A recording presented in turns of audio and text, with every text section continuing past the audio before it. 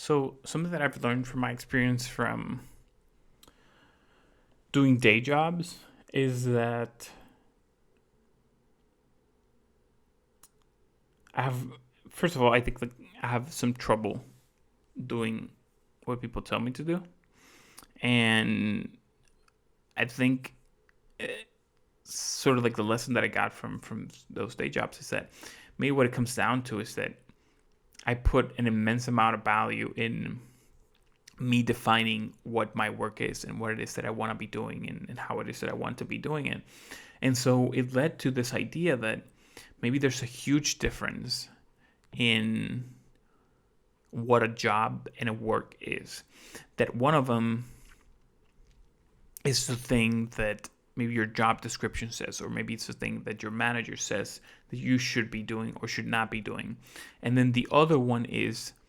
the definition that you define, the definition that you say. That maybe if we say that work is the one your manager defines, and that a job is the one that you self-define, your work could include in itself your job could include in itself the work. You could be doing what it is that you're supposed to be doing, and then more, and then things that you pick. But I think oftentimes, or at least this was the case for me, I put a lot more emphasis on what I wanted to be doing and what I thought was of value, rather than what I was told was what I was supposed to be doing. And so sometimes I'd get in trouble. But I think I was a lot more satisfied with the results of the work that I did because I wanted to do them. And especially I worked for like a pretty big company, and the area of the company that I was at, the way in which the work was kind of like set is that there's like thousands of projects going on around the world. And so you sign up for a project, and if you get accepted, you basically do that project for some time, and eventually you leave, either when your role is done or when you're just leaving for whatever reasons you're leaving, or just the client, the project is completely like done. And oftentimes what would happen when I left the project,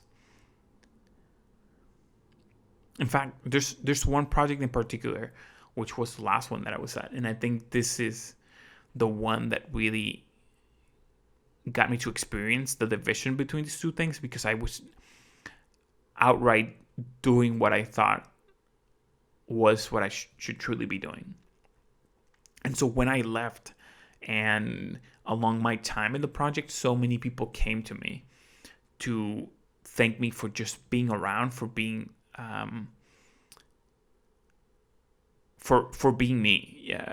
I think in many ways that a lot of people from the client side and from our own like kind of company side were really glad that I shared part of that project and part of that work with them. And I think, and even now that I've left that company, the people that I still talk to with the most, or the people that I still resonate with the most, are the people that I worked with when I was doing the things that connected with me. So it kind of puts all these things in sort of like a funny situation, right? Because the way in which companies are generally structured are that you do better company wise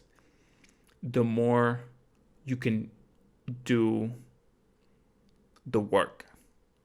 not necessarily the more you can do the job. Thinking again about that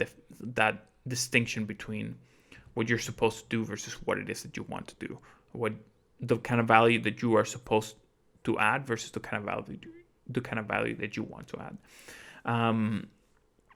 so I wonder in the upcoming future, like, how are we gonna interface those two things? Because I truly feel like I almost feel like we don't want the work we want the job. We want people to be doing things that resonate with them. Now, maybe it's a combination of being able to connect with ourselves and with other people enough for us to be able to put them in a position in which the job that they have decided that they want to do for themselves is such an overlap of the work that needs to be done that the work gets done, but the person almost like doesn't even consider it work because it's stuff that they wanted to be doing anyway. You know, that um one quote that I really like from Alan Watts is, and I forget exactly how he says it, but it's something along the lines of one of the best things to do in life is to get paid for doing something that you enjoy doing, or to get compensated for something that you already enjoy doing. So in his case, he enjoys, the way he would say it is, he enjoyed talking. He enjoyed the sound of his voice. He enjoyed the way in which it resonated and all these things. So, and he got paid for it. So that worked out really well. So I wonder if what we're looking for is some of the maybe biggest improvements that we can make in company environments or in work environments or in our life environments in general is figuring out better ways in which we can connect with people so we can understand them well enough that we can put them, or that we can help them navigate to the place in which they are the best fit possible. That it seems like so very often we're trying to put square pegs on circle holes and they don't fit, so we just kind of like put a corner of the square inside the whole peg and kind of call it done. But it doesn't take much for the square to fall off. It doesn't take much for the circle peg to get circle hole, because the square is the peg, the circle hole to get kind of like busted and messed up and broken, because we're trying to force this thing that doesn't fit into a template or into an idea that we think is the one that is supposed to be the better fit. But we know, and sometimes even from the start, we know that it's not something that's going to work out. So definitely something to explore, and I'm really looking forward in many senses of seeing how I think that just the environment of companies in general, I think is overdue for a very significant leap in terms of how we define it, and how we define it as an environment in which people are defining and basing their lives around, and how we turn it into an environment that truly syncs with who it is that we want to be as people, and who it is that we want to be as human beings. And I guess more importantly, as who it is that we want to be